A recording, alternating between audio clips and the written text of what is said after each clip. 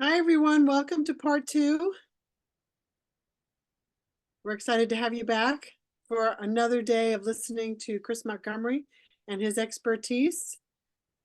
Again, this is a three-part series, so we hope to see you back next week. Same time, same bat channel. If you have questions or concerns, please feel free to reach out to us in the chat box. Also, we welcome if you want to add or have a response to Chris, he's welcome to your feedback. If you unmute yourself and want to ask Chris a question, direct question, that's absolutely fine. He seems to be responsive to that. We do ask that while we are listening to his presentation that you all mute your line so we don't hear background. Just make sure you're all muted. So right now, I think that there's somebody who, I think everybody is now muted. Okay, again, I'm Donna Riccobono, Project Director of Connections Beyond Sight and Sound, which is the Maryland and DC Deafblind Project. Jen Willis is here. She's our project coordinator. We have Becky Hammer. She's our educational specialist, and Jenny Stepanek is our other educational specialist. So please feel free to reach out to any of us if you have any questions. And Chris, whenever you're ready, you can take it away. Okie dokie. Thanks, Donna. Thanks for having me too. Thanks for having me back after last time. You know, there's always that kind of wonder, like, are they gonna just like cancel the rest of it, or what might happen? So it looks like, I'm not sure, but it looks like we might have some repeat offenders on today. So welcome back, everybody that was here last time. Any newcomers, welcome. Um, I'll give you, for anybody that wasn't here last time, I'll just give you a little bit of a brief background on me for people who heard this before. Bear with me, I apologize. I'll try to be really quick. Um, I am coming to you from my home office in Austin, Texas. It is currently raining and humid here. It's kind of nasty out. It's storming and stuff. So if I somehow cut out, I'll try to get back as soon as I can, but hopefully none of that happens.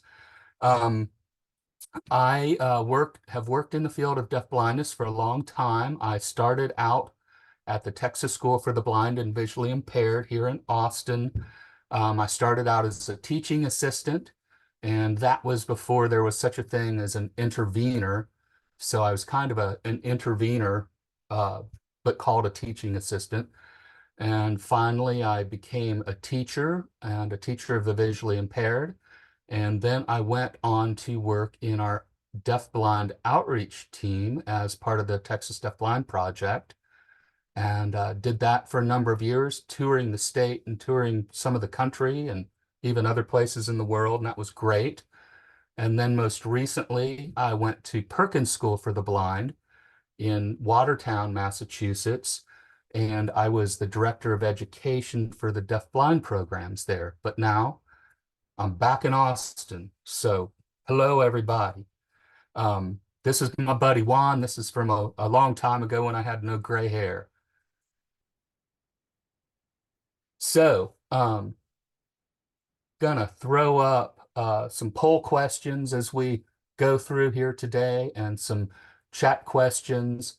And Donna and Jen are gonna just be dropping those into the chat box. So you guys, if you want to monitor that, be great to have feedback. I'm kind of talking into the abyss, looking at myself on this computer screen. So it's really nice when you all ask questions, or if you want to unmute, like Donna said, go for it. Jen has just thrown up a poll question, and I was instructed to stop talking and give this a moment. So let's see what this poll says. It says, are you tuning in for the first time this week?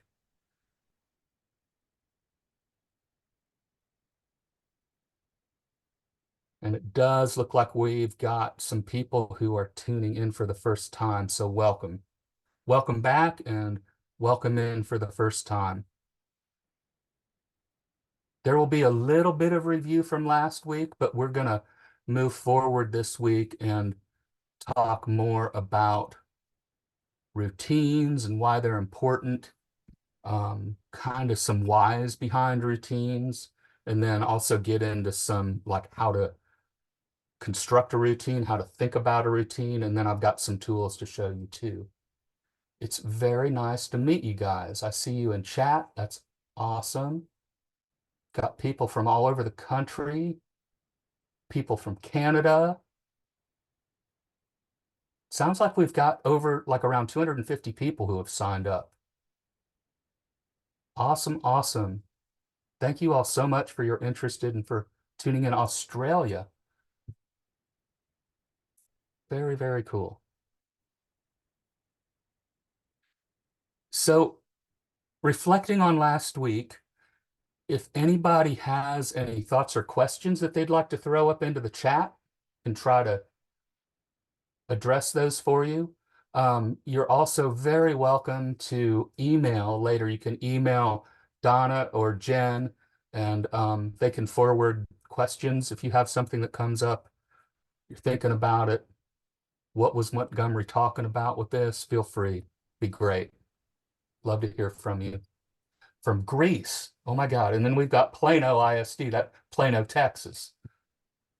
My gosh. Wow.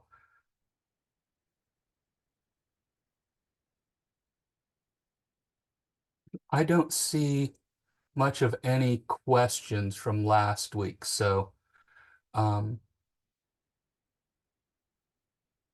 so much is dependent on trust in the relationship. Amen, Christy.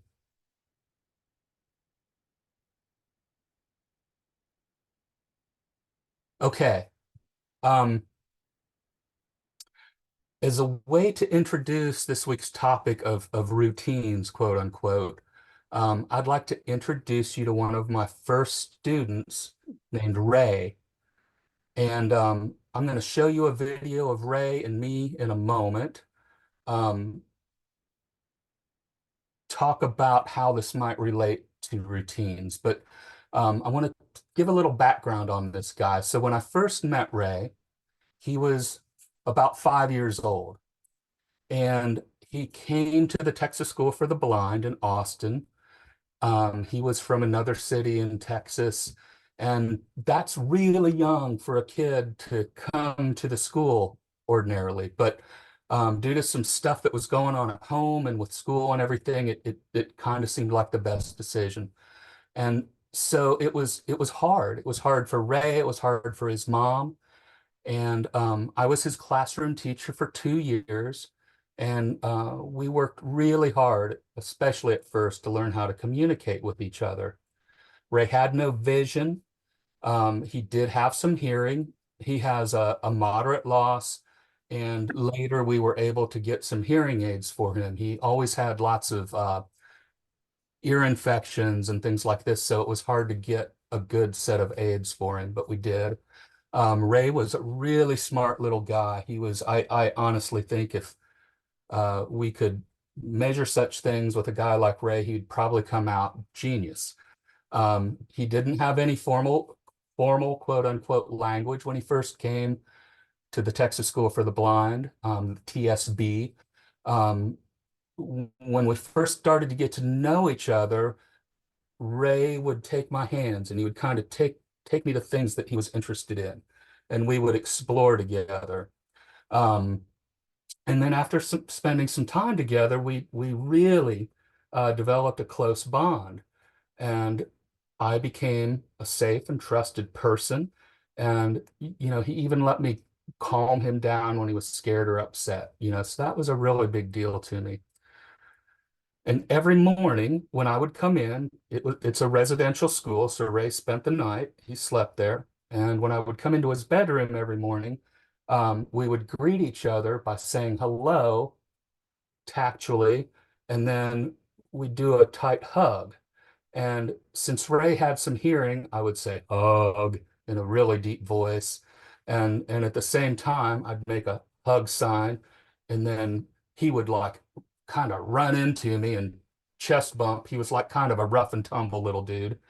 And I'd give him a tight squeeze like this because he really liked that deep pressure, and I'd say hug. Um,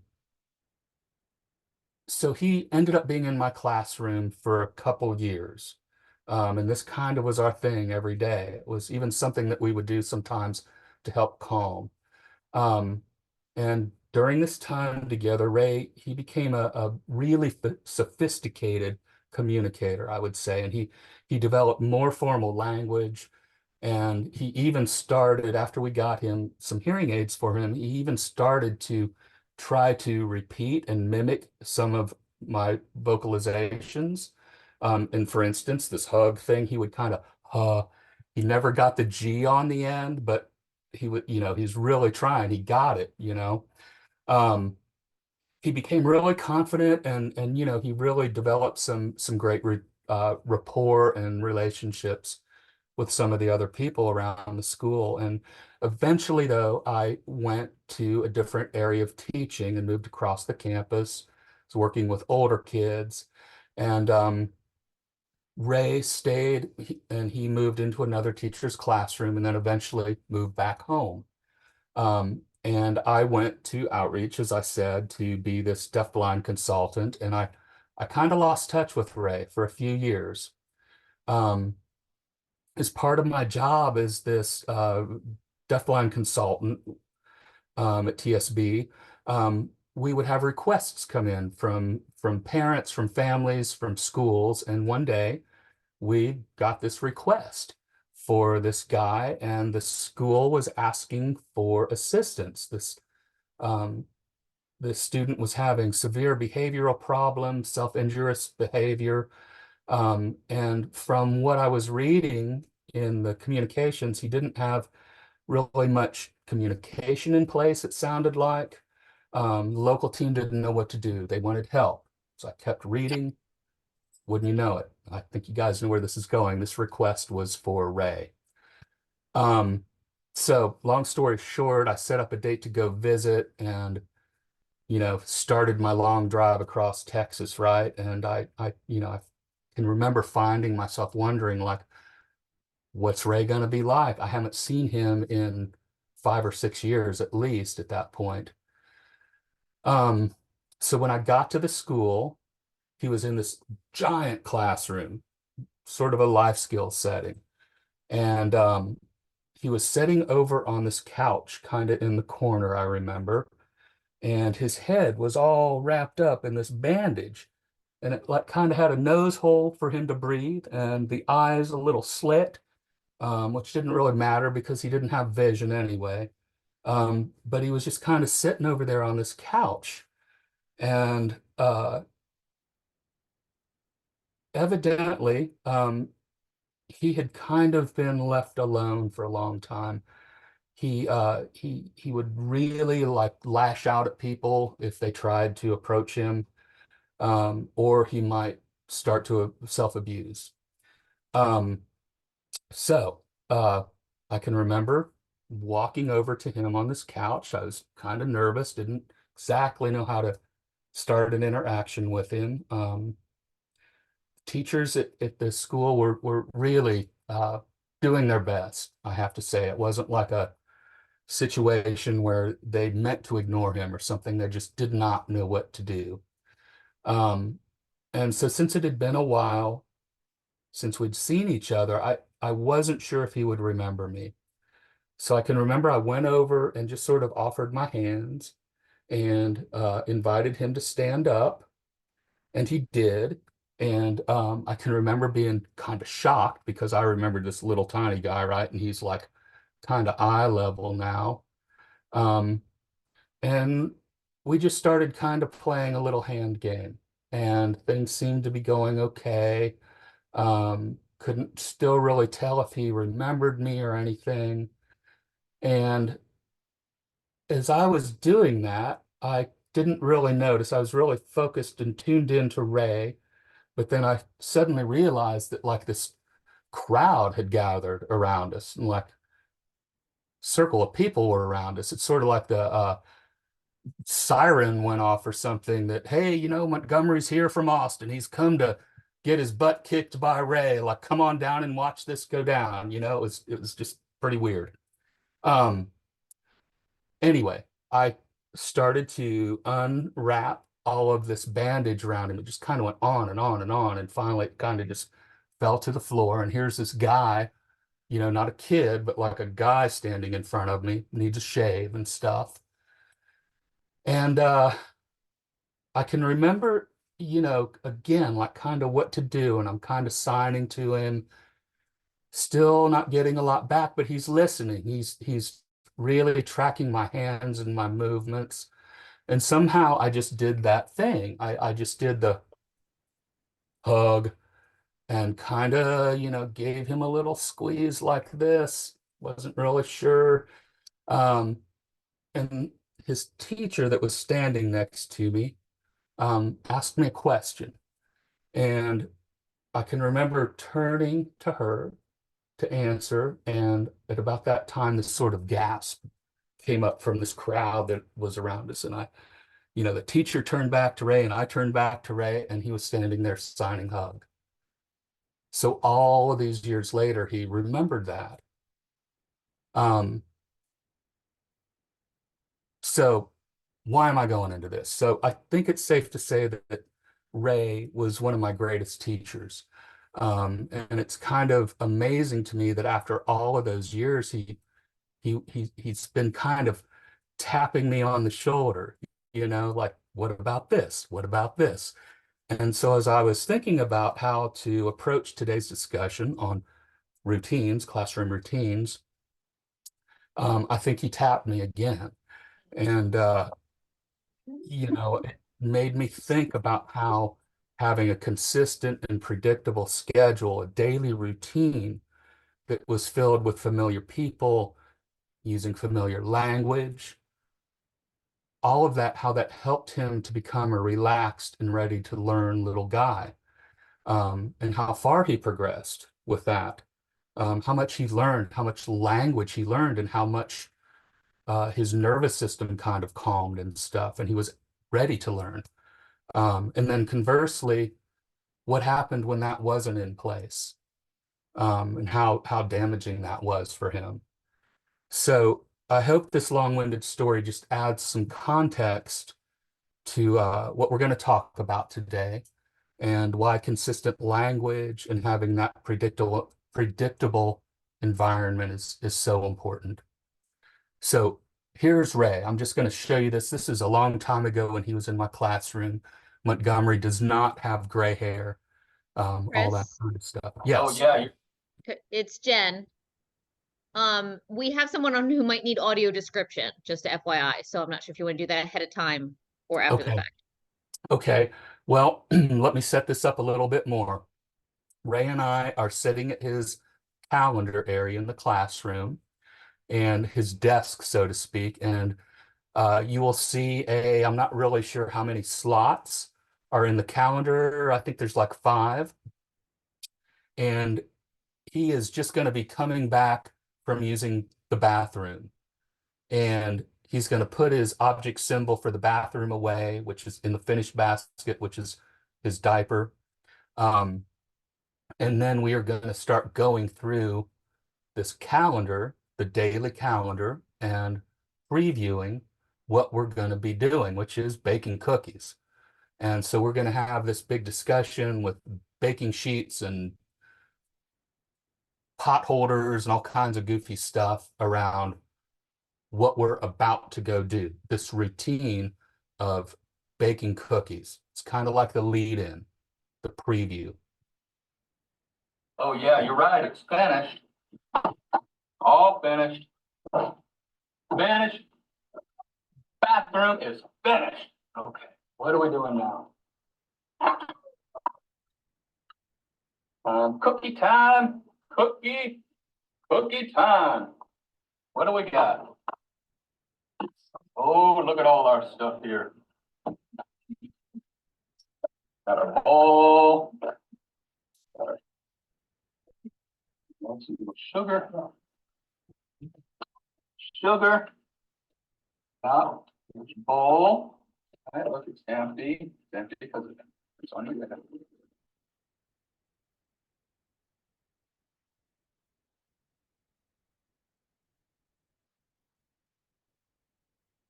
All empty.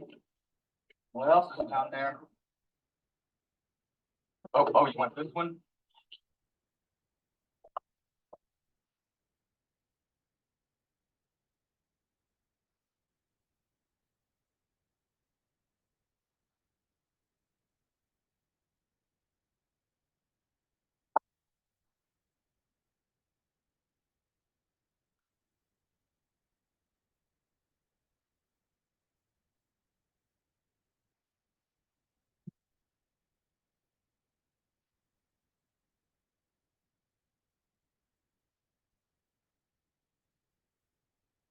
Baking sheet. Nothing on it. What else you got? Look, oh, oven that. Oven mitt.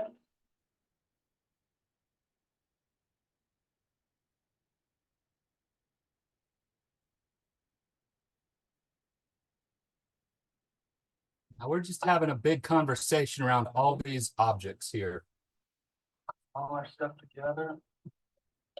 Whoops, sugar in there. Oops.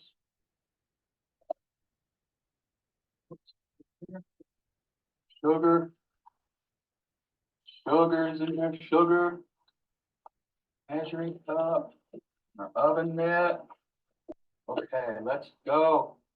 Cook some cookies. Let's go. Woo! So hopefully you all could see the conversation that was happening there. And if we reflect back on last week, how I was using dynamic language. So my talking, I was trying not to overtalk, even though I might have sometimes as I watch this. Sometimes oh my God, Montgomery, you're talking too much. But anyway, I was trying to be really precise with my language. So using words, using my vocalizations to label things, but then also using sign and movement. So it wasn't just about like ASL, although there was some of that in there, but it was also about like, on the chest and on the head and that turn taking back and forth. So it's a real tactile bodily kind of thing, not just hands, but body too. Next week, we'll get into calendars and literacy, but you see that Ray's literacy here is object symbols. And you can see him start to predict what these things are. Feels the sugar, knows to taste that. This is good. So really shortly after this, we were moving into more abstraction and using tactile symbols, and we'll get into that next week. But I'm looking to see if there are any questions. Says I Chris, love we this. have one. Okay. This is Jen back from the beginning. It says routines. How do you transition from total dependence on routine to self-initiation? Well, I think that as a person starts to predict the next steps and what's going to happen in the routine, once they start to learn the language that's hopefully embedded within that routine, we start to initiate, right? As I'm learning something, I'm really going to have to either follow a set of directions or watch how somebody does it. But then as I learn it, that's when I can go, okay, I've got that. And so I think that's kind of the same for everybody. If you're deafblind, if you're blind, there's a learning process, but then you get it, like I know how to bake a cake now, so I don't really have to look at the recipe anymore. I hope that makes sense. So I don't think I'm ever transitioning out of a routine. Even when I've got it and when I know how to bake that cake, I still have a certain routine to it. It just may evolve over time and I may get more independent with it. Hopefully that answers the question. And I see another comment here by Janelle. Yeah, thank you for that comment, Janelle. That's that relationship stuff, man. It's big. It's the juice. Okay. So for me, a really good routine, it involves that physical act of doing. This physical doing might be anything from, getting dressed in the morning, making the daily coffee in the morning, I go out and make my coffee. Um, it could be baking a cake. But it's this physical doing that involves the brain and the body. And we call these functional routines. It's using that a daily activity as a vehicle for the student's daily instruction. And so with that in mind, I want to just briefly talk about this. We don't have time to go into it deeply, but a very interesting to me theory that I've been trying to learn more about. And it's called embodied cognitive theory. And it views the body as this theory, embodied cognitive theory or embodied cognition. It views the body as an integral part of the cognitive process. And it applies this basic idea that we learn by doing, and that through our body's experience of doing, what the body experiences and transmits to the brain as it's doing becomes a large part of how we learn. Um, and embodied cognitive theory emphasizes that cognition is not possible without the involvement of the whole body. So it's saying it's not just the brain, like contained in this skull head thing, kind of recalling like a card catalog or something. It's saying that the brain and body work together to process experiences and make sense of the world, and then develop meaningful language that goes with these experiences. It's a theory that says that conceptual awareness really begins in the body's physical movement in space, and that meaning is created through these physical experiences. So put another way, the physical experiences of our interaction with the world and with the people in the world are recorded in and by our body through our movements and our tactile bodily senses. So our brain and body kind of make a record of these bodily experiences. And by extension, we're also developing that meaningful language. So it's kind of saying, our body is part of the learning machine. Again, kind of counter to the thought that our brains are just the repository of everything. This is saying that without the body's experience and movement and touch and tactile sense, it's only part of the puzzle. So things like this passively absorbing information that you're getting over this Zoom webinar is not the optimal way to learn. If we could go out and practice some of this, probably be better.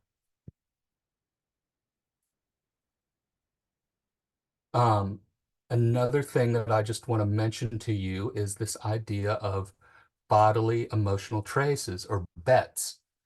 And they're emotional memories that are imprinted in our bodies. And BETs usually occur during high intensity reciprocal interactions. So that back and forth, that serve and return conversation that a child has as part of a shared experience. And it's the type of experience that would happen within a routine or just familiar play. And these traces, these memories can be expressed through later body movements. So they're movements that would kind of represent that emotional imprint that's left by the experience. So I'll try to say this again. Okay, this might be new to a lot of people, but a child might make a gesture or a bodily signal, or they might repeat a movement or touch a part of their body that was associated with an emotional tactile experience. So like if dad and a little boy are roughhousing, part of their play might be dad like rubbing the kid's head, right? And maybe immediately after their roughhousing, you might see the little guy kind of doing this, you know, same kind of movement, same feeling, same place on his body. And that's an emotional trace. You could say me and Ray's hug might be an emotional trace.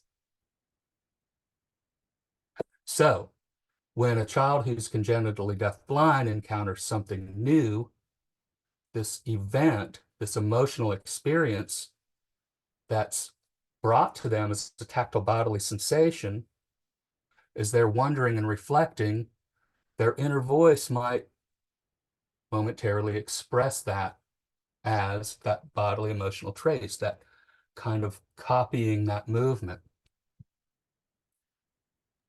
Does that make sense? I feel like maybe everybody's on the other side here going, what? Chris, this Chris. is Donna. There you go. We have a question too about children who have maybe limited movement, physical disabilities. Do you have an example of using bets with children like that? Yes, I do. And I think a lot of that would come out in like a coactive type of movement. Depends on how old the kid is and maybe how big they are, whether you would maybe have them kind of sit on the floor between your legs and move and explore things together like that, or if you are sitting across from each other and having those experiences. But same thing, it's like you're kind of moving together, almost like a dance, you know? And even though there might be limited motorical control, you might see, even if it's the fingers, you know, it's stuff to look for. And I think it usually kind of goes back to like, I'm thinking about this. But remember, there's an emotional component to this. And this is kind of also something another thing I need to say about this is pre-linguistic. So, you know, I'm thinking about this thing that dad did, or I'm thinking about this hug. When Ray starts to go from it was this tactile, bodily, emotional thing that happened in this squeeze to I want a hug, or that hug, when he puts language to that, it kind of changes. So I'm going to play a video, and real quick, this is a fellow. If for those of you tuning in for the first time, I'm going to play a lot of videos. That's kind of my deal. So I'm going to play a video, and this is a gentleman named Gunnar Wega, and I mentioned him last week. He's really somebody to seek out their writing. He was a huge influence and impact on me when I met him. He's very dear friend. But this is when he came to Texas a few years ago, and he's going to talk about bets. This is where I first heard this from, was Gunnar, by the way. So I've just gone to the Texas Deafblind Project website, and I've gone to Deafblind Interaction. A lot of the stuff that I'm talking about today and all of these videos are there, by the way. So just so you know. It is not only you who start to express yourself through bodily gestural movements before the language is really, you really reach the language. And then I remember I once read a research report about deaf children's development of language. First, that's not the first sentence.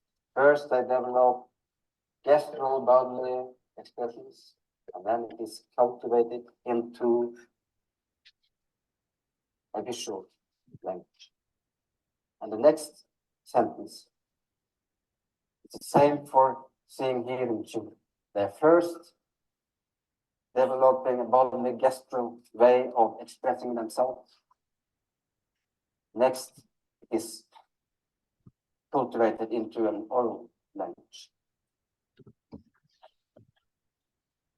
So I thought the next time I was together with Johanna and there was a video camera, I had to try to film it to see, was it by accident or was it really that she was thinking about something, expressing herself?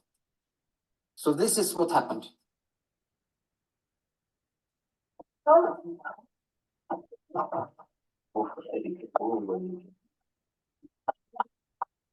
Oh.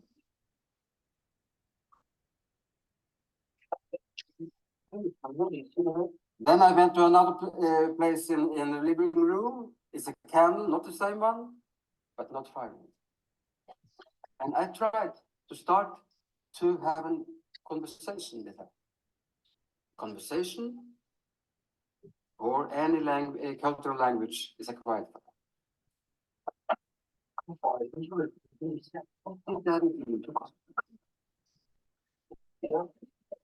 And then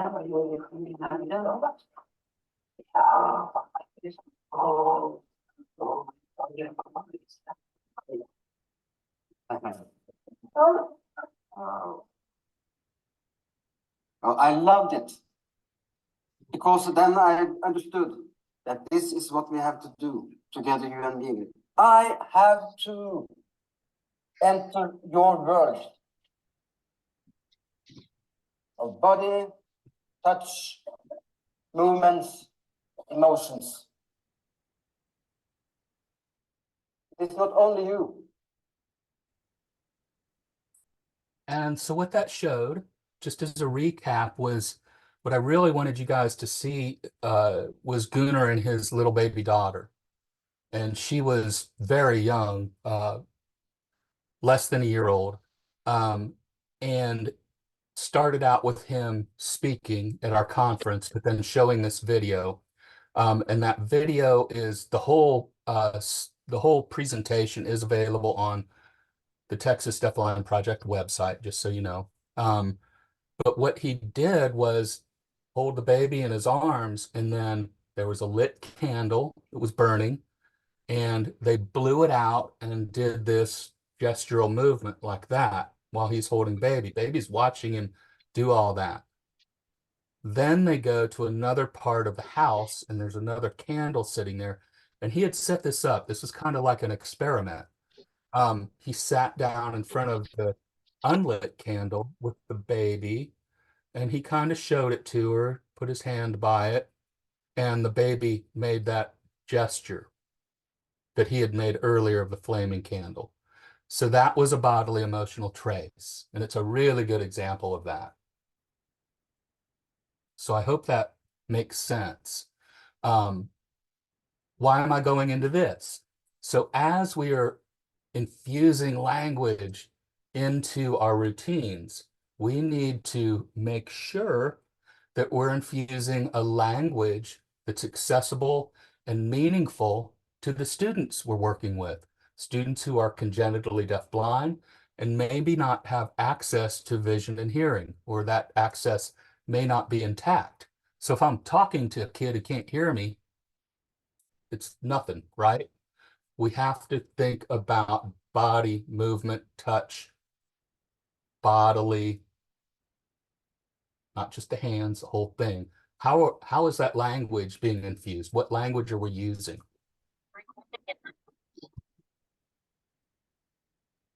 So it's like Gunnar was saying, we have to enter in their world. Chris, there's a question in the chat. Okay. How can a bed, I think you mean bet, Yes, be unlearned? correct. A person who was always pulled, tugged on a child prompt. Well,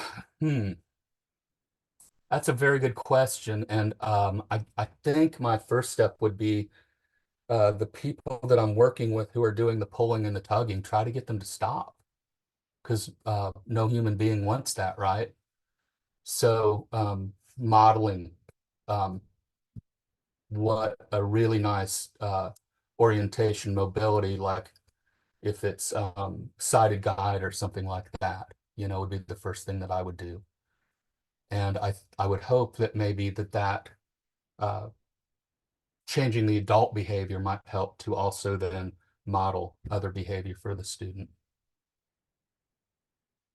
Hopefully that answers that question. I don't know, hopefully everybody on here is very familiar with Barbara Miles. But this is just a quote that I pulled from a book from her. That was a great question, Joanne. Thank you for asking it, by the way. I just, Barbara says all these profound things. So I found this, I can't even remember where I found this, to be honest with you, but I thought it was appropriate to today. And I will include some Barbara Miles articles in our resources for anyone who's interested. So I'm going to shift gears just a little bit, and I'm going to show another video, and this is of a teacher, Pamela, and she's using a routine to teach a larger concept. And so she's trying to teach something very abstract, and she's trying to teach giving, the act of giving. And again, this is like, I can't really imagine how you would teach this without doing it. So you're going to see a birthday party activity with Pamela, teacher, and her intervener, and she's teaching this concept of giving. And they're also, by the way, teaching the concept of throwing a party, right? And so you'll see her student, Kirsten, who's deafblind, and she has some vision and some hearing. And you also see her classmate, Becca, who is also deafblind with some residual hearing and vision.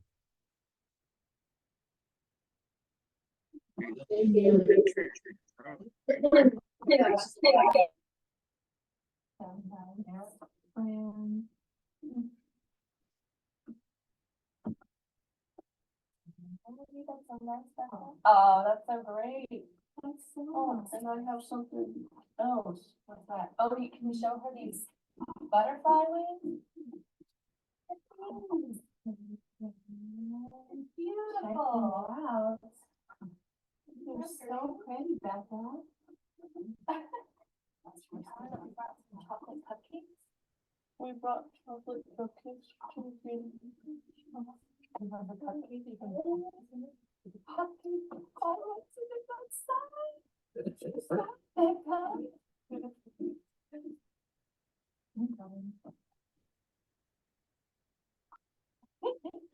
That's so nice. Can you help clean nothing? Great job. Can you help get a little bit of icing? That's okay.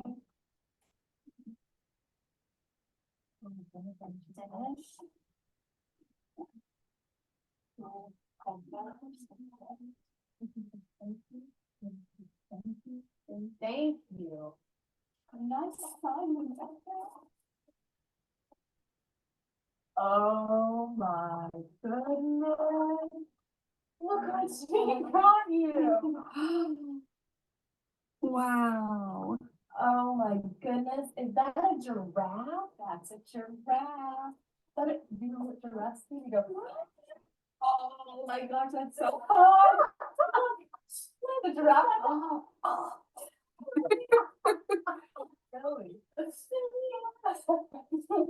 Thank you. Thanks. Oh my goodness. Thank you, Kirsten. Thank you. Kirsten. Oh, it's so nice.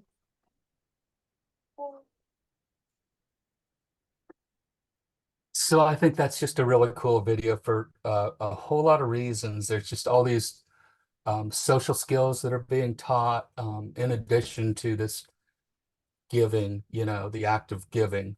I love also the giant chocolate face, that's on Kirsten. But again, I think it goes back to that idea that we practice these things by doing. We practice bodily. We practice actually having the experience. And that to me is on really front and center here.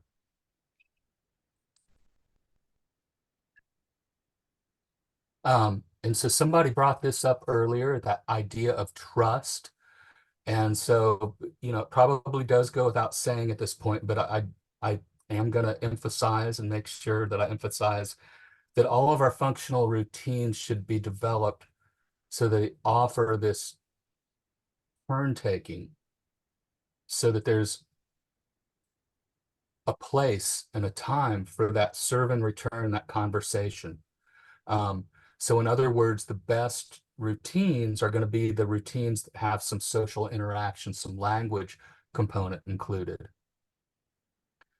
And given the fact that routines are something that we do with regularity, they are by nature repeatable. And so when something's repeatable, it also becomes predictable. And that anticipation and structure can kind of be embedded and developed. And so through this repeatable structure, we start to build opportunities for that serve and return student response. You saw in all the stuff we've seen so far today, that serve and return, the labeling, the language, both dynamic and static, that we were using in there, words, symbols, signs, body movements, gestures, all that stuff. So I think it's just really important to go back over that and say that. And that's part of that building the bond, having that conversation. Interaction. Okay, I'm showing a lot of videos. I didn't really realize there was this many videos. I hope this is okay, but I mentioned Barbara Miles earlier, and she gave me permission to show this video a while back. And it's a video that she shared with us when she first came to work with us in Texas. And it's of her and a little guy named Mikey. And I just want you to kind of watch how Barbara just is so amazing with her use of hands and touch and that tactile bodily communication. But then you can also notice how she's infusing language into this, just like we've been talking about, into this sort of cookie eating conversation. And you'll notice all the opportunities that she's giving Mikey to respond. He's allowed to ask questions or comment, all this stuff. I serve in return of the way Barbara describes it is, I talk, you listen, you talk, I listen. So it's a very balanced conversation that's happening here. And you'll see Barbara labeling the items as they go. So I think this is the first time that they had met, as I understand things or as I remember things. So how would this be a routine? I think the idea that I'd like to give you is, even though that this is the first time they met and maybe this is their first cookie experience, you start to see, okay, next time we ate cookies together, what would we do? What's the language that we already have in place that we would build on? How would we turn this into something that we could do regularly and with structure and with repeatability, and then keep adding more stuff onto it as we go? Cookies. Cookies. I am a phone. I love me cookies. Cookies.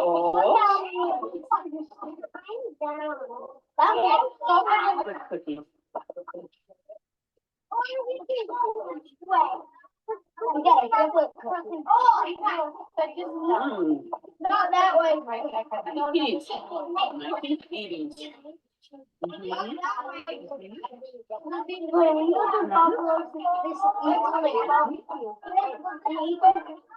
Your mouth gets like sour. Boy. Boy. Eating. Yeah.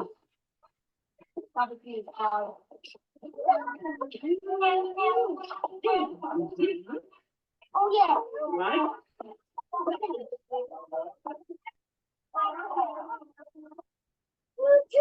Here's milk.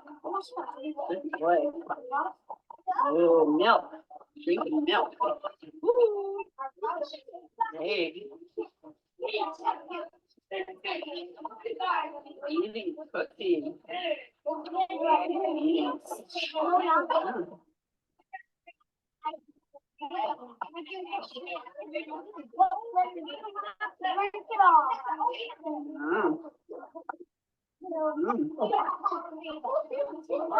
Right.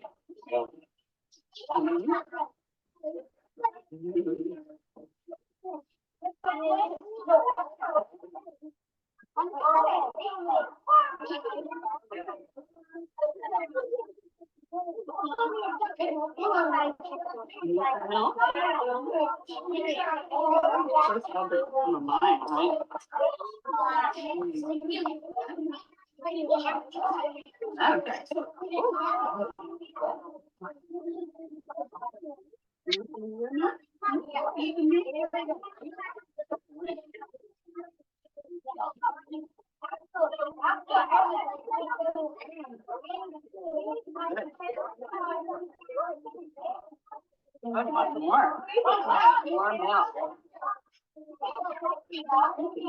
Yeah, good. Barbara's been-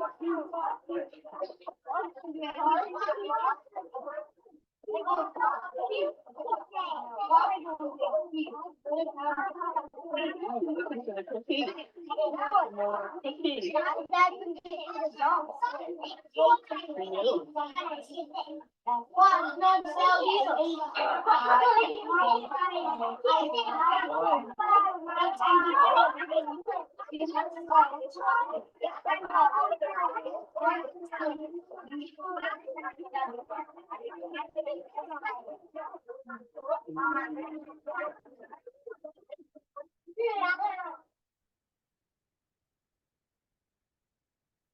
So to me, there's just so much to unpack. Like we could talk about this, I think, or I could anyway, for a long time, but um, just so much cool stuff here. This idea, this again, like a larger concept of mine and yours that Barbara's teaching here. I can remember when she first showed this, I was a beginning classroom teacher, and I was dumbstruck by the thought of, oh my gosh, do my kids, and I had a classroom with all of my students were deafblind. Do they know that I eat? Like, we're always helping them eat and, cooking and stuff like that, but they never see me eat. So immediately we went back and, made some waffles or something like that and had this is my waffle today, kind of thing. So just all of that, again, like such a beautiful conversation that's happening here. But how would you make this into a routine? Maybe next time or somewhere down the road, Mikey's going to set the table for him and Barbara. Maybe Mikey's gonna eventually cook something for both him and Barbara, or him and Barbara and his classmates. So all these things, you kind of start with this kernel and keep developing and keep expanding. Just one other thing that I wanted to point out with this, because I think it's so cool. Last week we talked about the 5 steps of interaction. And one of them, first one is notice. And so I don't know if everybody noticed, but Mikey, like, kind of, his ear was itching or something. So what did Barbara do? She was the expert observer, saw him do that, said, I heard you. I heard you say my ear itches. Now he's not going to hear her if she says that, so she did it with her finger. Like, again, affirmation and labeling it in a way. So anyway, that was just a little thing. But I did see that there is a question from 12033 and asking if there's peer education training resource for vets. And there's nothing that I know of for certain. However, we'll put this in the resources. And I don't know if you can see this, but I showed these books last week, and they have some good information on bodily emotional traces. And this is Communication in Congenital Deafblindness by Marlene Janssen and Inga Redbro. These are fantastic books. You can get them off of Amazon. Hopefully they're still available. Encourage everybody to There's check them another out. question in the chat. Yes. Is BET similar to touch cues that are thoughtfully placed?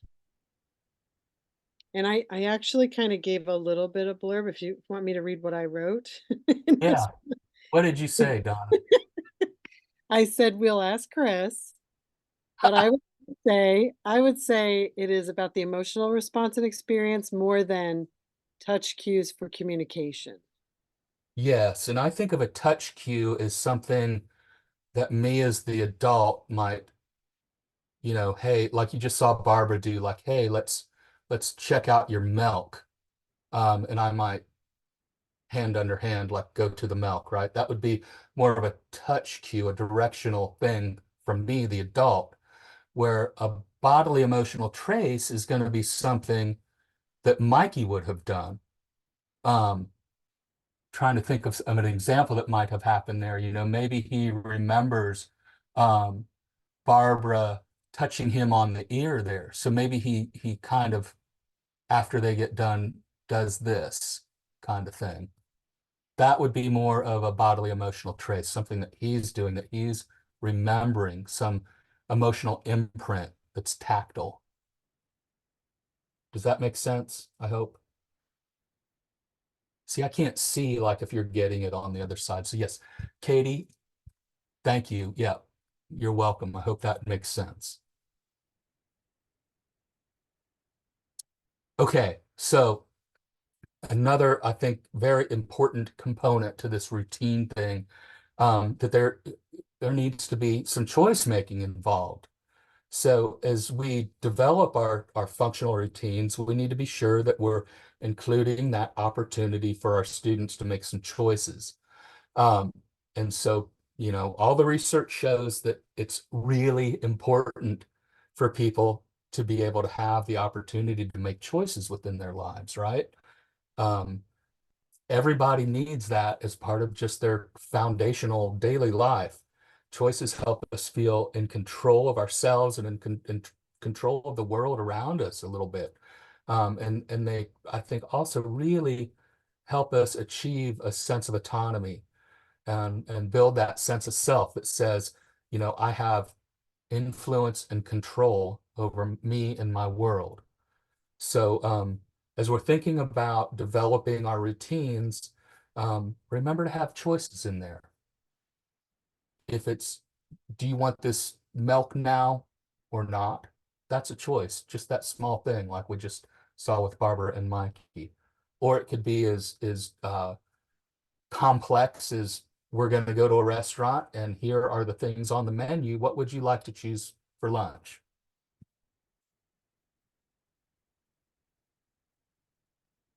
And so I think I'm going to skip this video for the sake of time.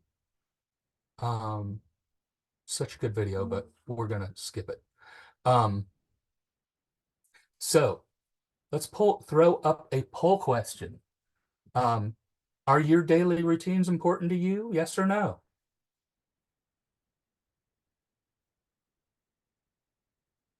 And I hope this is 100%. I'm just going to say, if we get some no's on this, then we're going to have to go back to the beginning. So yes, everybody's like, that was pretty much a gimme. That was a layup. So, obviously the answer is yes. All humans kind of need that routinization. Is that a word? All humans need that predictability, that structure. And like we talked about before, whether it's something that we're trying to learn for the first time, or whether it's something that we're very practiced at, we still have a way of doing it. And you start throwing wrenches in there, sometimes that can be really good because it challenges our sense of agency. It makes us kind of problem solve. But if you throw too many wrenches in there, it can really mess us up too, right? Okay, so I've been talking a lot about the whys so far, thoughts and ideas behind why we need routines. But let's start to move into talking about some of the what a routine is, and then how we might start to think about building routines. Chris, we actually have some questions and a little dialogue going on in the chat about routines, and I'm wondering if we should hold off because you may cover it, but I'll read it to you, and then it's at your discretion if you want to not Is answer it right this- away. Is this from Christy? Yes, Christy. Mhm. Okay. Christy says, will you share how you determine what the routine will be and how you create the steps of the routine? Absolutely. Your check is in the mail, Christy. That's about what we're gonna start getting into. And Colette, I had a similar query about whether there was similarity between touch cues and bets. Your answer helped. That seems to go to a deeper level. Yes. Thank you guys both, Christy and Colette, for your questions. And Colette, yes, you are absolutely on the right track. If you go to the website that I showed you where I went, there's some information on bets, bodily emotional traces. And then there's some videos and stuff there too that you can check out. And if you want to read more, send a request to Donna and I'll hook you up with some stuff. But I'll also include it in some articles and stuff that we'll send out after this. Okay, so what is routine? So you can see how Merriam-Webster defines a routine, a sequence of actions regularly followed. And then you've got Montgomery's definition of a routine, a repeatable series of actions that provide a predictable structure and context to the language and concept of one's life. And I think mine's much better than Merriam-Webster just saying. So it's how I'm going to define routines. What are some characteristics of a routine? Routines should have a clear beginning, middle, and end. They should have a start. Here's how we're starting this. Here's the steps in the middle, and then we're wrapping it up. Got to have, like I've been beating this drum all day so far, got to have communication and language embedded in there. Making sure that there's a common language that's used. So what is that language that's mutually understood, that's co-created? You've got that balanced exchange, serve and return, and that we're consistent with our language and our people, especially as routines being introduced and learned. I would say once we think a kiddo kind of has it, then let's throw some wrenches in there. Let's challenge their sense of agency, right? Let's make, what's our learning moment here, our teachable moment? And I would also say a big thing is let's make it interesting. Like nobody wants to sit at a desk and like put tiddlywinks in a jar, you know? Let's get out there and do something cool. So why are routines important for the teacher? For me, when I had my classroom, having my routines was really like all of my activities through the day in lesson plan format. So it's like a task analysis. If we're, again, Ray and I are going to bake cookies, how am I setting this up? What are the items that I need, the materials that I need? What language am I using? And I want that not just for me to kind of think it through and have structure, I want it for my kid, obviously my students, but then anybody else that's coming in to support, whether it's a teaching assistant, is this routine going to go home? How can we transfer this to home or outside of the classroom and keep it consistent? So again, like having that structure, writing it down in lesson plan format that can be shared with others. I'm going to skip that too. So let's explore some ideas here for creating that routine.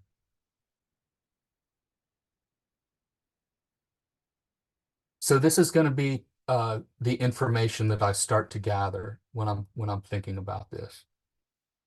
I'm in the classroom. I've got a kiddo maybe that's new. How do I start? So I'm really gonna start to look at their social history and their etiology. How do I determine access?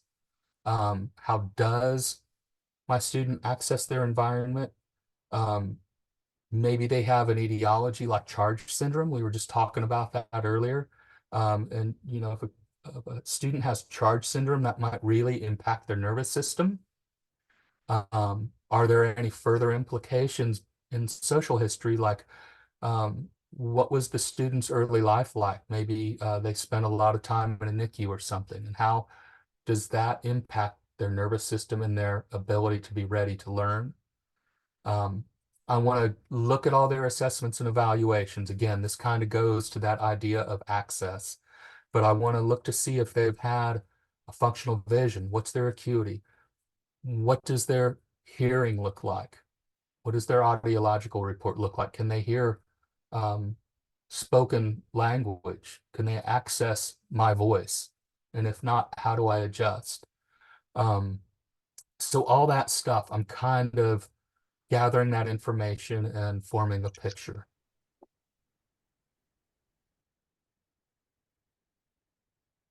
So again, like that, you see this again, but even though I'm reading the reports and everything, I want to watch, I want to observe, how does my student access their environment? What do I need to set up so that they can access their environment? How do I need to change my behavior so that they can access me? Whether it's sitting closer to them, whether it's giving them some time, extending my response time, or visual, auditory, all that stuff. And then I'm thinking, like, what skills am I trying to teach? So if we think about Ray, way back to that first video, I wasn't that interested in teaching him how to bake cookies. That wasn't really the thing. It was baking cookies was really just sort of a thing that he liked, a thing that both of us liked, that we could embed all of this other stuff in. So some of the skills that he was practicing with that was counting from 1 to 3. He was learning how to one-to-one correspondence, so like put things into containers, follow a sequence from left to right. So all of these skills were embedded within that cookie routine. Concepts, what concepts am I trying to teach? Again, you look back at some of the things we saw, like with the concept of giving, that Pamela was using a routine, the concept of throwing a party. And then always, again, like, what language am I infusing? Are there opportunities for choice making? And then I think a big one here is, am I including the whole team? Is this a multidisciplinary teaming thing? For me, it's always good. It takes a village, so what O&M goals? Let me talk to my O&M teacher to see if there's some things that they might add to this. Are there some IEP objectives from O&M that we might add if we're creating a routine? Ray, for instance, has to walk from the classroom down to the kitchen. What O&M objectives might we include there?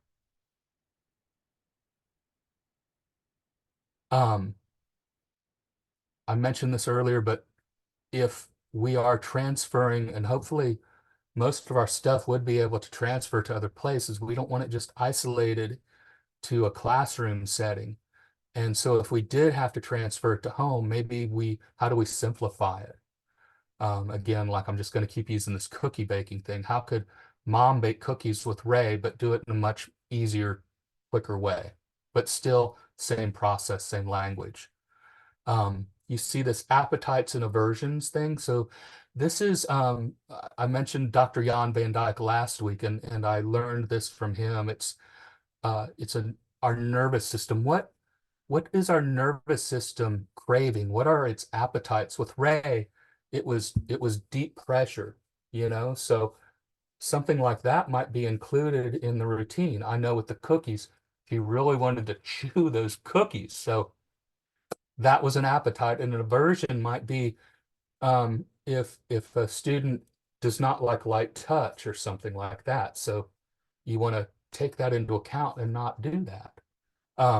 Or if you do it in a very systematic setting with input from your OT or something, right? And then likes and dislikes. Let's do things that we like to do. It's common sense, but I think sometimes we get caught up in, we have to teach this standardized skill. and we just sit at a table and do it instead of trying to brainstorm about how could we get up from the table and teach this.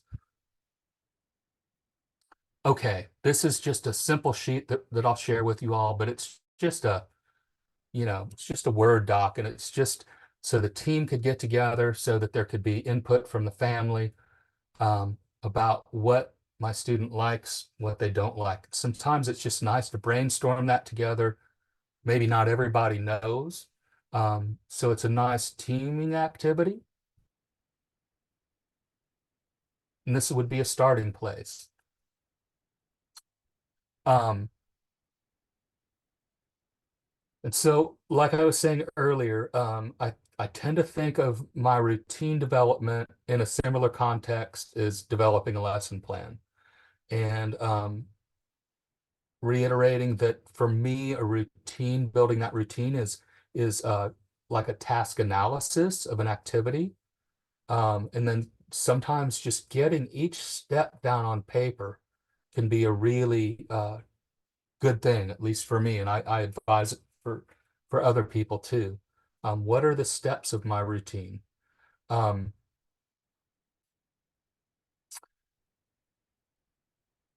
Talking to the family, how can we, again, take this home? I think it's really important as we're making this routine to have some indication of what language are we using, and to, as we're thinking about that, make sure that if I've got cookies, flour, hot, things like that as some of the maybe signs I'm starting to use, I want to make sure that everybody's signing it the same way. And I want to make sure that if we're saying it, that everybody's saying it as closely to the same way as possible, that we're all using the same. So that's got my dynamic language. I want to make sure that we're using the same symbolic language, the same, if we're using a measuring spoon for cookies, I want to make sure that we've got a similar one if it goes home. So all that stuff, trying to keep it as much the same as possible. And again, you see this dynamic teaching, refining what we're already doing. So I think routines can be really helpful when we are evaluating. So where were we at when we first started this routine? What was the language, how independent, all that kind of stuff. And then after we do it for a while, reevaluate and take another snapshot of where we're at. And you can plug so many different evaluations into that approach. So this is just something that a colleague of mine developed, and I've been using it ever since. And it's just a Word document. And you can see here that it has all of the steps of the routine, any modification or adaptation that's needed for that step. Is there an IEP goal or objective that that step is targeting? What is my targeted vocabulary? And then, any notes or data that you're taking, you can have a place for that. And it's not to say that you should keep these same headings, change it up. Maybe you want to add who the person's doing it with, just whatever is appropriate. But again, this is just kind of like almost a pencil and paper kind of written lesson plan type thing. So how do you use classrooms? Oh, okay. I got it. There's a question going up. How do you use classrooms in your routine, how do you use routines in your classroom or at home?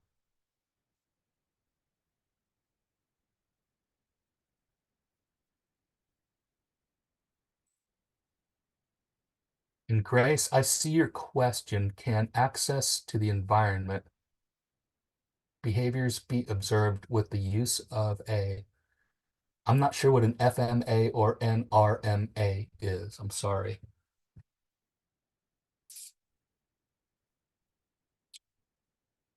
Okay, I'm gonna see if Grace answers back and then keep going a little bit. Let's watch a series of videos here, and we're going to watch 3 different kiddos, and they all have a different range of communication, different beginning, middle, and advanced communicators. We're going to start off with a guy named Taylor, and we'll watch a video of Taylor, and we'll look at like his routine lesson plan for it. So all of these are grooming routines. Grooming is just kind of the vehicle for teaching other stuff. But anyway, I'm going to let this video play. Just a little bit of background though. You're going to see his teacher, Amy, and Taylor doing this grooming routine. And it's a little weird because there's no audio on this video except for me coming back in and narrating it. So I'm not talking, but I'm going to be narrating it. So in case that's weird. Little background on Taylor. Taylor is about 6 years old in this video. He has no vision, but he does have hearing in both ears. He has pretty good hearing. And you're going to see his teacher, Amy, and she's talking to him now and giving him a little proprioceptive input with the rocking chair. So she's going to cue him with the loofah. It's kind of rough mittens, kind of just scratching his feet. And you can see that he really likes that. He likes that kind of rough input. So that's going to be one of his cues for this activity is about to start.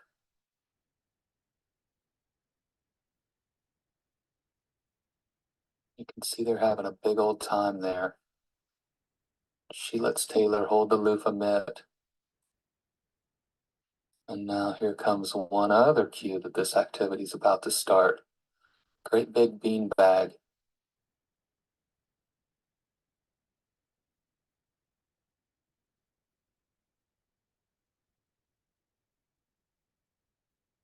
What's cool about this is you can see that Taylor's teacher, Amy, is not making him go up to the sink or anything. She's totally bringing this activity to him, and he's going to be comfortable. And one of the reasons she's doing this is, I'm going to pause it because I forgot to give any sort of idea about what's happening here. So Taylor started in a rocking chair in the classroom, and Amy, his teacher, started to bring him the loofah and this big bean bag. And so now he's transitioned from the rocking chair into this bean bag on the floor in the classroom. And so he's kind of kicking it, laid back in this big bean bag. And Amy has a 4-slot calendar box next to him with objects in it for each part of this routine, this grooming routine. And there's also a finished box, and they're both on the floor. They're both very close to each other, touching, but Taylor's kind of laid back in this bean bag while he's doing his grooming routine, so that he doesn't have to focus so much on standing up in one place, and he can kind of relax and focus more on their interaction than he has to focus on his balance and things like that. The bean bag and the loofah mitts are things that are both directly involved in this routine. And Amy's giving him some proprioceptive input with joint compression. And these are all just great things. You know, this is a grooming routine, but great things that can be added for real meaning and then real sensory input as needed. And what you can't hear is that Amy has very specific vocalizations for each of these. So she's not talking a whole lot, but when she does talk, it's very specific, or real specific words.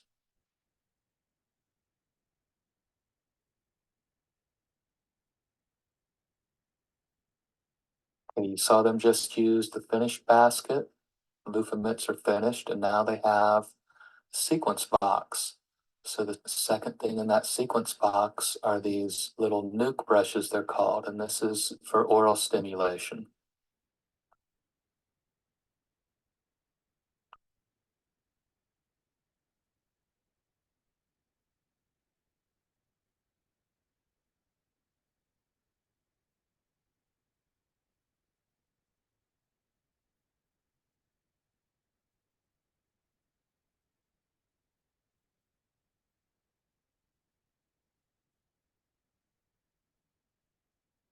And you can see how Amy has the brush for her mouth. And now here's Taylor's brush for his mouth. He was very interested to see what Amy was doing. Okay, I'm gonna pause that right there, and I do see these some stuff up in the chat box. I'll get to that just a second, but first I wonder if anybody wants to chime in. There was a question. Anybody just wants to share how they're using routines at home or in the classroom? And then also just wonder if anybody has any thoughts here. You can see how Amy is using this idea of a grooming routine, but she's doing all this stuff again, like that left to right sequence, that conversational back and forth and labeling things. Yours and mine, so she's got her toothbrush and Taylor's toothbrush. Somebody, what is Taylor's, speaking of an LMA, learning media assessment, what is Taylor's literacy medium? Maybe somebody wants to throw that up there. And then I'm going to go back to Grace's question, and then 12033. Absolutely, yeah. Learning media assessment and LMA helps to identify the sensory channels. So learning media assessment is really going to be more about literacy, just like it says, and that static form of communication. How does my student access reading and writing, basically? Where when I'm talking access the environment, it's not just limited, it's part of that. It's part of reading and writing, but it's everything. It's how does my student access spoken language, or can they? How do they access tactile information that's maybe not literacy? And so it's just a broader kind of thing, but an LMA should address part of that. Hopefully that makes sense, but those were great questions. And thank you 12033 for chiming in and helping to answer. Christy says, I have a student who has a locker routine as well as a snack routine. Awesome. Because everybody needs a snack now and then. And if anybody wants to unmute their line and just comment, that's absolutely fine too. I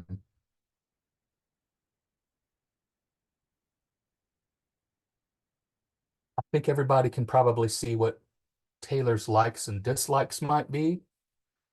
He really, you see Amy doing joint compression, and I can tell you that she worked with her OT to help to develop this routine. So it's got lots of sensory integration stuff that's part of this sensory diet. What would have happened if she would have said, no, Taylor, you've got to stand up at the sink to do this, like like people will do? She probably wouldn't have gotten very far with it, right? Taylor, this big smile that we just kind of stopped on, may not have been there if it was like, no, I want you to do what I'm telling you and stand at the sink, right? 12033, I love your name, by the way, says we do have an O&M routine to go to school as a walker using power wheelchair, and learning to use landmarks. It's fantastic. O&M, I love my orientation and mobility specialists. They know everything. Them speech and OT and PT.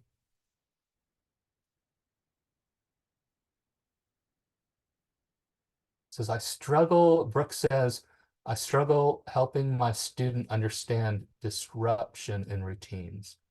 Oh, man, Brooke, that is a really hard one. And I like something like a fire drill. I it's hard. That's really hard. I know with my classroom, fire drill went off. Maybe my kids could hear it, but maybe not either, even though it was really loud.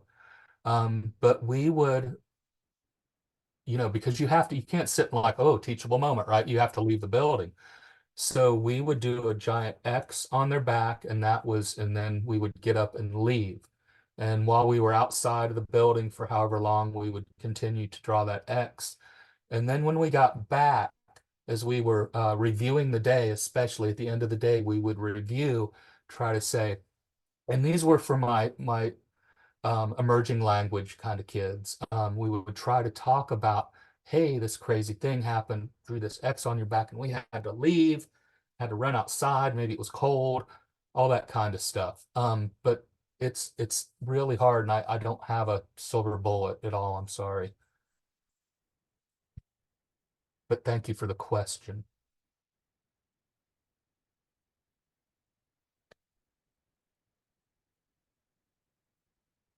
Laura Harper, you go. That is, yep. Boom. Checks in the mail. Excellent. Taste. Yeah, absolutely. Smell and taste. Proprioception. Yes, everything. Great. Thank Little you. background on Taylor. Oops. Taylor is about 6. Stop. Okay. So I just showed you that routine form outline lesson planning thing. So this is not actually something that Amy did, but this is what I did as watching this, maybe as an example. So you see all the steps out there. You're introducing the grooming routine using the loofah mitts, etc. You see the modifications, allowing extra time for processing and anticipation, targeted vocabulary, grooming time. You can see the skills that I have listed there as a possibility. So on down the line, I've got every step broken out. And what are any adaptations or modifications, vocabulary, skills, concepts, all that kind of stuff.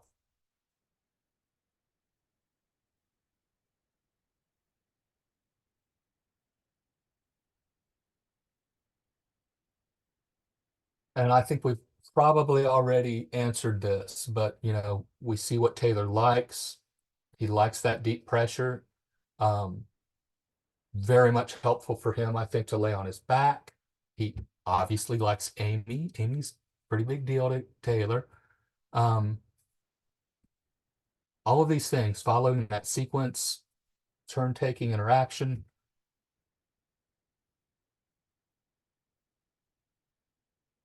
Okay, we're going to see Ray again.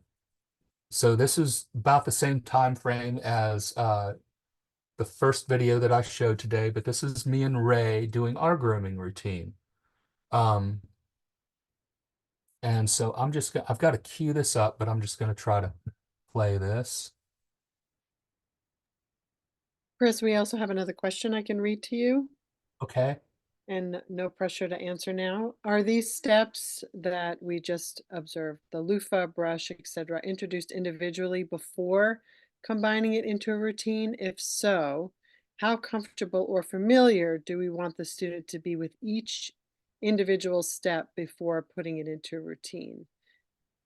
And I would say too, just to get your mind started around that, is that it doesn't need to be a prerequisite before you start developing the relationship. I think is more important than the prerequisite to making sure they have the name and the thought around each object before you combine it. That would be my 2 cents.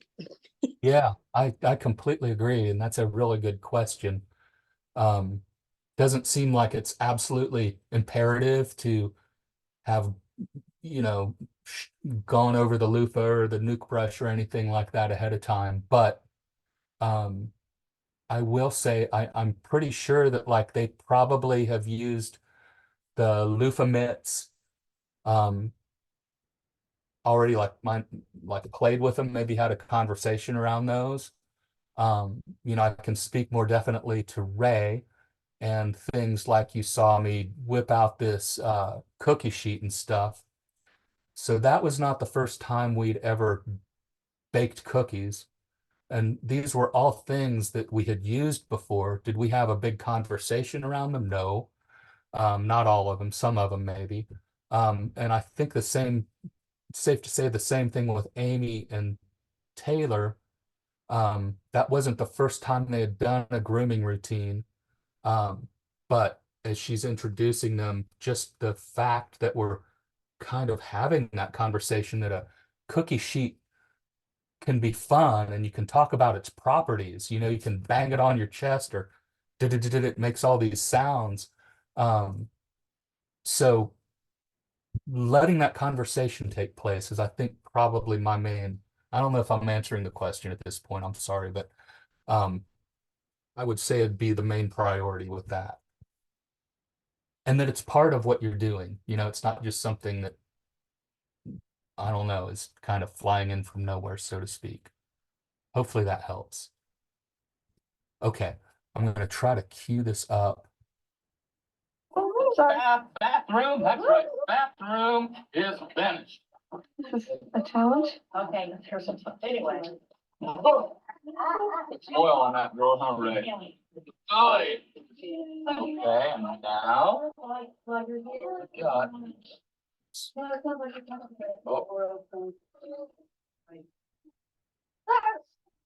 Good job. Oh yeah, mister. Put it in there. Shake, shake, shake.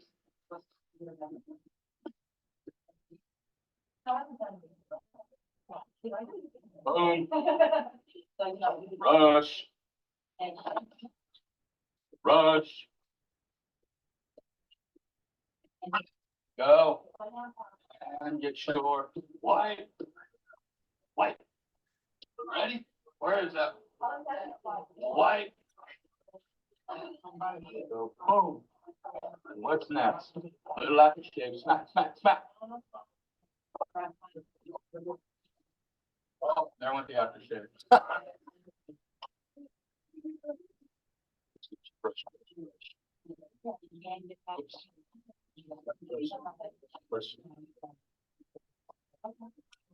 You might want to deal with it. Okay. I'm trying to get what he's gonna do, so. Just stand like that. Okay. Brush, brush, brush, brush. Brush, brush, brush, brush, brush. Oh, you want it to be my turn? My turn? Yeah. Chris's turn. Brush, brush, brush, brush.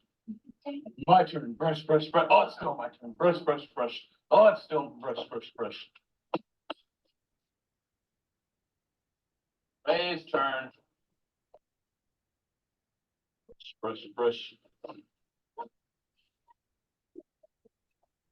All right, you know what? Let's get a little water on. Okay, I'm going to stop that there. It goes on for a long time. If you guys have any questions about any of this, please fire away or unmute and you can talk. Yes. Yes. Who is that? What happened? Dark black? Oh, yeah. No, somebody's unmuted and they don't even know it. So one thing that I will say with this video, that it really drives me a little crazy, but Montgomery had his agenda here and it's bad. Okay, like I had to document this on video, so I was really trying to push through it when I shouldn't have. So I'm just going to give you that disclaimer. You can see Ray, he's like stomping his feet and throwing stuff, and it's like, I'm done with this, and I should have just stopped, right? So he's tapping me again right now, going, Montgomery, you see what happened here. But that aside, what we were trying to do, what you're seeing Ray do, is go over to the sink area, and he's got all of his grooming supplies in this drawer. And so I'm saying, let's get your shake, shake, shake, and that's the moose. And so put together those words, that action, that tactile bodily language with the object and load it in sequence in his calendar. When he's loading it, I'm not really that worried about if he puts it in the correct order, but just that he puts it in the calendar, and then we'll go back through it in order. So for each of these things, we've got a very specific thing, vocalization that I'm using, paired with a very specific movement, and then the real object. So sequencing, language, it's not, some of it is about grooming because like Taylor, Ray was very orally defensive, and he's not into brushing his teeth, but brushing your teeth is something that we all must do or our teeth fall out of our head. So I'm really trying to work with Ray to kind of be able to get that toothbrush in his mouth. And this is after a lots of practice with that. But and you can see there, it's we're taking turns, my turn, your turn with it. And then I'm coactively signing and mirroring that language with him too, as that's going on. Questions, thoughts? Let's see. I struggle with, Brooke says, I struggle with helping my student understand. Oh, wait, no, we already did that. Okay. I'll see if anybody else wants to add anything to the chat or unmute. So this is Ray's, this is his routine lesson plan. And again, you can see this one's for real. I really did this back in the day.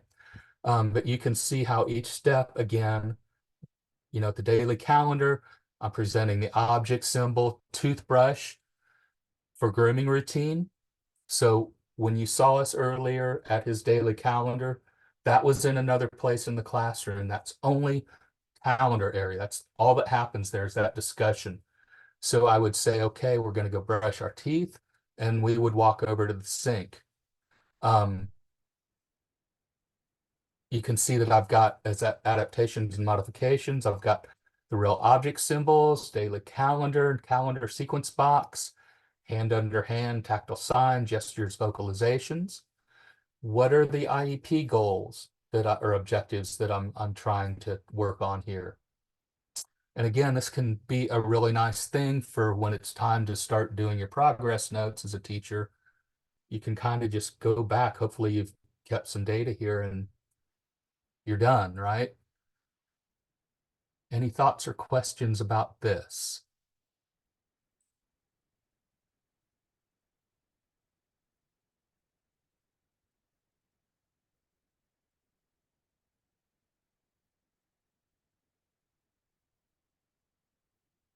Okay, could you please also share routines that are complex, such as for a middle school student working on projects and deadlines?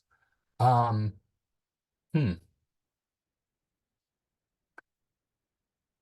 think back to one routine that I know that a teacher used with a high school student who was learning geography. And their lesson was that they would use, she had no vision, very limited hearing. She was a really high level language user though. But they would use a globe, a tactile globe, learn the different countries and continents on there. And then they would go over to a great big wall where the teacher had the same thing kind of outlined in puff paint. They would cut those out, name them, take them to the floor. This is like that big sheet of colored paper that you get. And this went on for a long time, but she learned the different countries of the world that way. Where they would lay them flat out on the floor like it was on a globe, but it was, you know, flat map. And then they would put different, like, here's where you're from. She was from Mexico. They would find Mexico in its relation to the United States, Texas in its relation to the surrounding states. So I don't know if that really helps, but that was a really high level activity routine that they were doing. I thought that was really pretty brilliant. And I don't know that I'm explaining it very well either. I apologize. Hopefully that helps a little bit. It's very complex. I think we already covered this, but so you can see the literacy, again, objects. Ray's, I think really it's pretty easy to see his anticipation of the next step. What, when you say mousse, you know that goes on our hair, the white, it's for our face, washcloth. Trouble getting this to move. Okay. All right. Next, we're going to watch a video of a student, Nick, and his teacher, Matt. You may remember me talk about Matt and his very fancy Western shirt with shiny buttons. So this is Matt. You're going to see him in the classroom with the student, Nick. And Nick has some vision and he has some hearing. Nick is deafblind. I think that this is a very brilliant routine that they've created. So Nick really was prompt dependent. He wanted somebody to constantly prompt or remind him what the next step was. Nick liked to watch TV.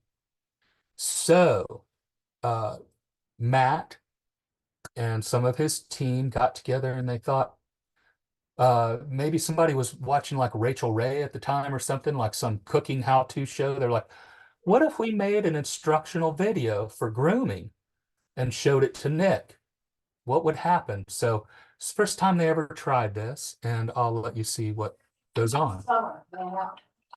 It's coming. So they're watching this instructional video on TV, and they're watching Matt groom.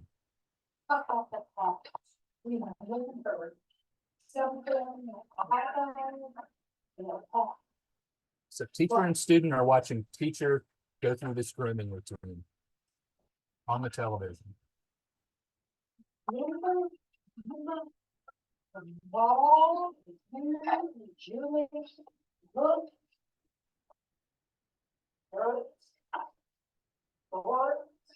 gonna keep grooming by myself now. Bye.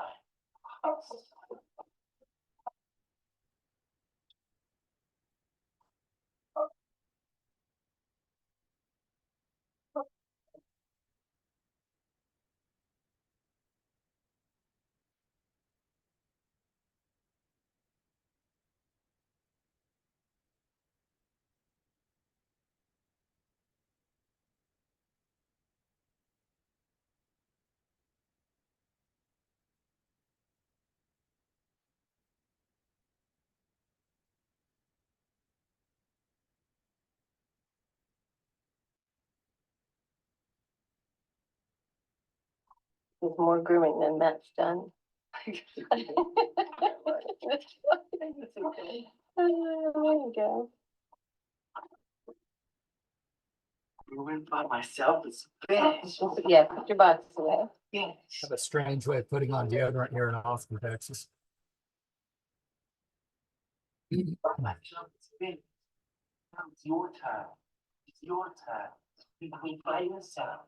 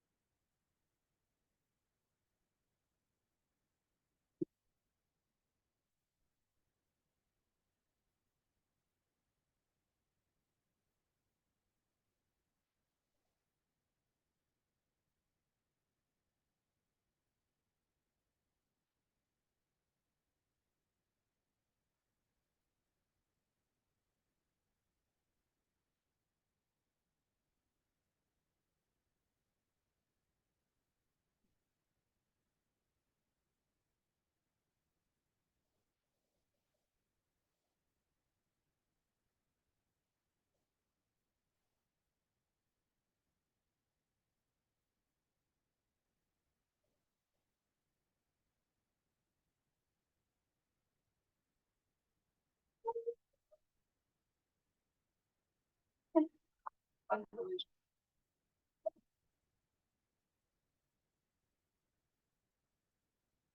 how is it going? Good job. Good job. Yeah, good job.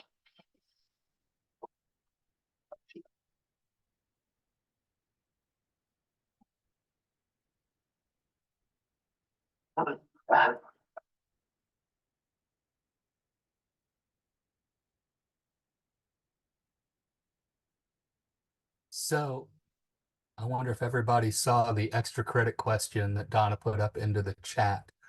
What was the larger concept that Matt was trying to teach?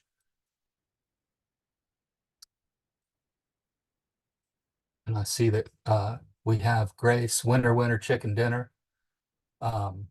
Yeah, by yourself, right? Because remember that Nick was as we say here in Austin, a prompt junkie.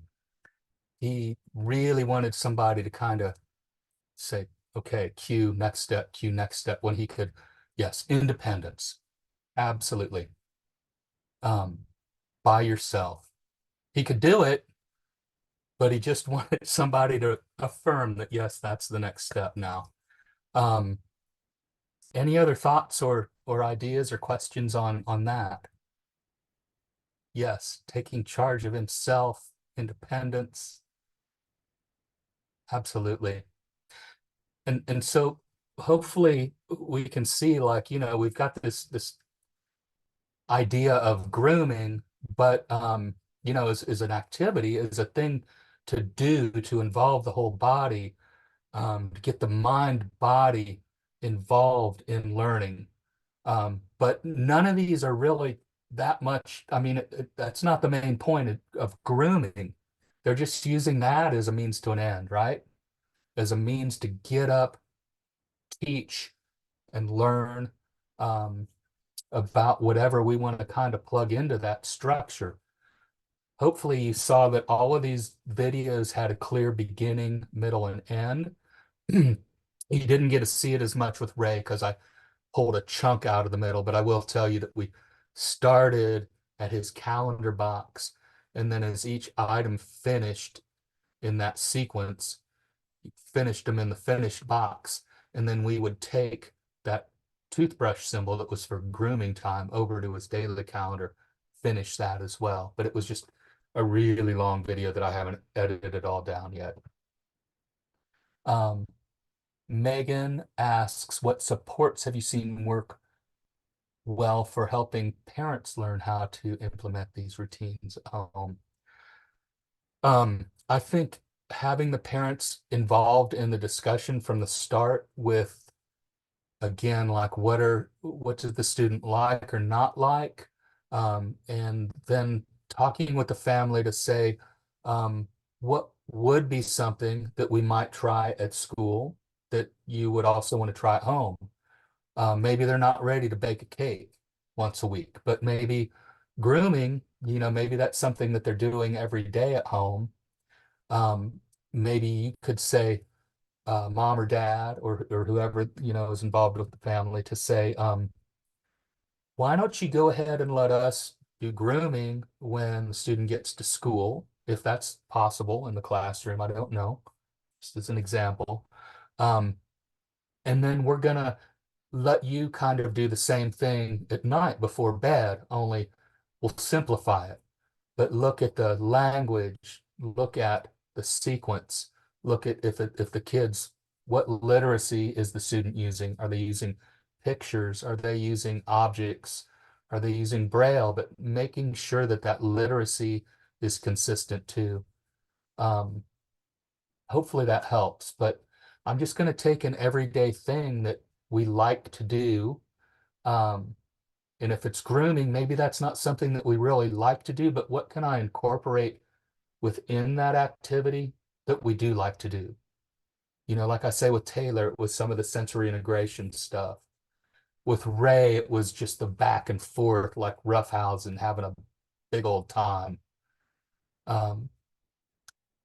Hopefully that answers the question.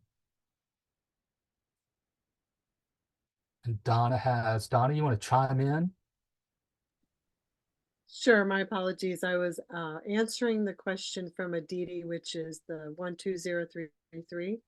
How does one fade the routines or calendars? And so, of course, I said we will ask Chris, but in my experience, I would say that Just as well as I do. I would say that there are always routines and calendars in all of our lives, but they evolve as the child learns the concepts. So it's going to look different from a child that's in first grade than a child that's in high school if they've been exposed to calendars and routines throughout their academic career. That's really the key. Absolutely. Yeah.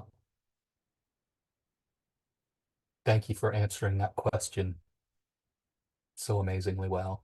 And I believe there's a follow-up. She is talking about the external supports of all kinds, not just prompts. And I think that's really just based on individual students. But if you have something to add to that, Chris. Well, I would, I guess, and I'm not sure if this is exactly addressing the question, but I would really look for intrinsic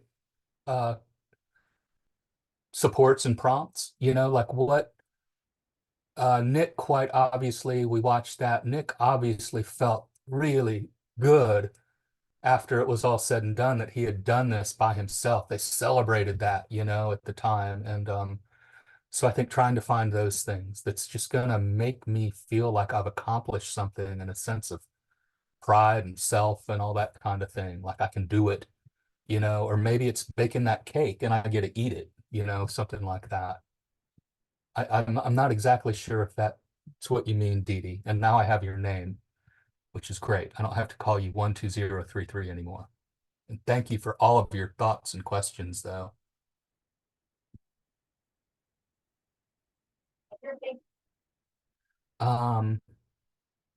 Okay, we've got that extra credit. Your check's in the mail. You guys, thanks for answering. It's absolutely true. I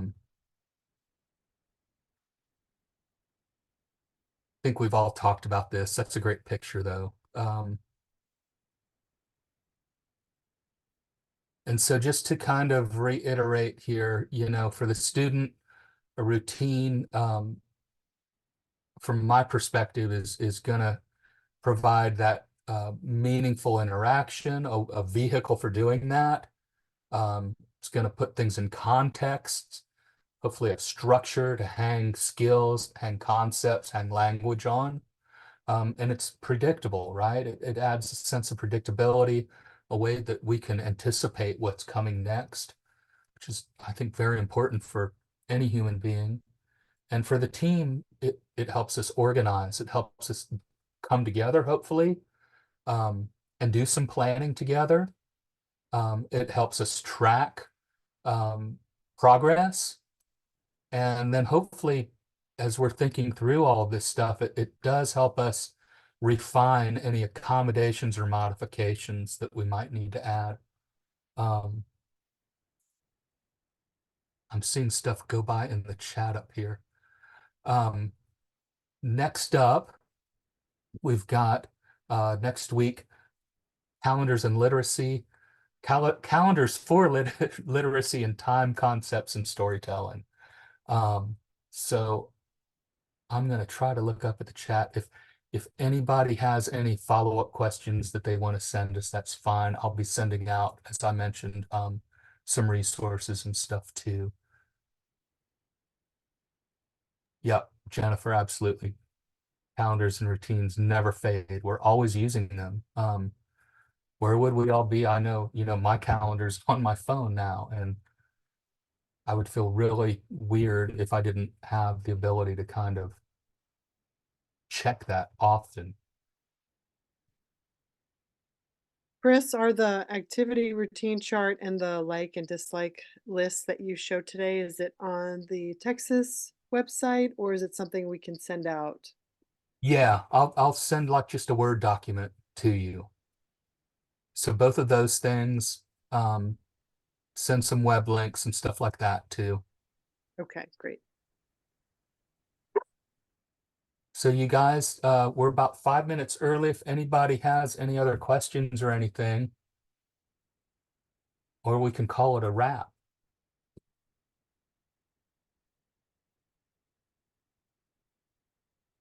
Thank you to my interpreter. You were awesome. And thanks, Donna. Thanks, Jen, for helping me monitor this chat and everything. Thank you, Chris, and we look forward to the third session next Tuesday at 3 p.m. Eastern Time. Same bat channel, same bat time. Thanks again, everybody, for tuning in. We know everybody's busy. It's very cool to see so many people and see people from all over the country and all over the world. Thanks, everybody.